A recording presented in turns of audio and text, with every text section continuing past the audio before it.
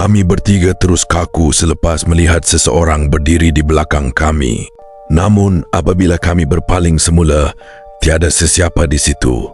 Hanya pintu kayu yang terbuka luas dan koridor gelap yang sunyi. Aku cepat-cepat menyuluh ke dalam bilik, tetapi tiada apa-apa. Kerusi kayu yang berada di tengah bilik tadi pula sudah berubah kedudukan, menghadap tepat ke arah pintu. Kami tidak berani tinggal lebih lama.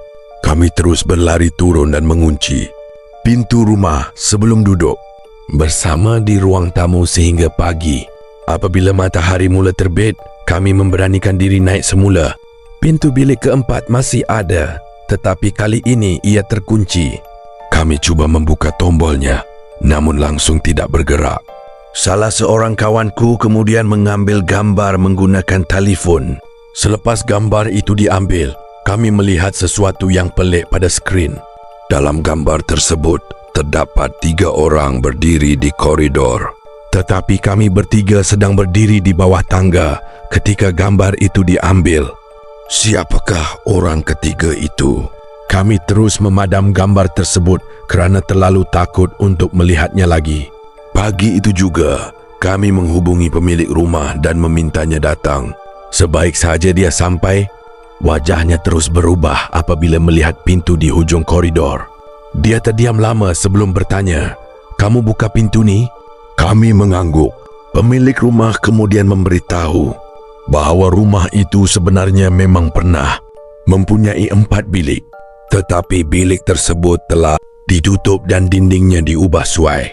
Selepas kejadian lama yang tidak pernah diceritakan kepada penyewa, dia sendiri tidak tahu bagaimana pintu itu boleh muncul semula.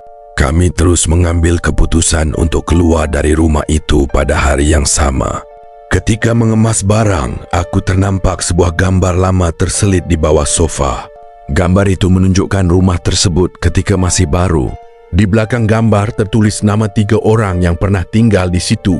Tetapi perkara yang paling membuatkan aku meremang ialah tarikh gambar itu diambil 25 tahun yang lalu. Di hujung gambar kelihatan pintu bilik keempat, dan di hadapan pintu itu berdiri 3 orang yang wajahnya kelihatan kabur. Kami membawa gambar itu kepada pemilik rumah. Dia memandangnya beberapa saat sebelum berkata perlahan, "3 orang tu, semuanya pernah hilang dari rumah ni." Kami terus terdiam. Sebelum kami meninggalkan rumah itu, aku sempat menoleh ke tingkat atas untuk kali terakhir. Pintu bilik keempat sudah tidak kelihatan. Dinding itu kembali kosong seperti sebelum kami berpindah masuk. Kami menyangka semuanya sudah berakhir. Namun beberapa hari kemudian, ketika aku membuka telefon dan memeriksa gambar-gambar lama, aku menemukan satu gambar yang aku tidak pernah ambil. Gambar itu menunjukkan kami bertiga sedang berdiri di ruang tamu rumah tersebut. Dan di belakang kami, pintu bilik keempat sedang terbuka.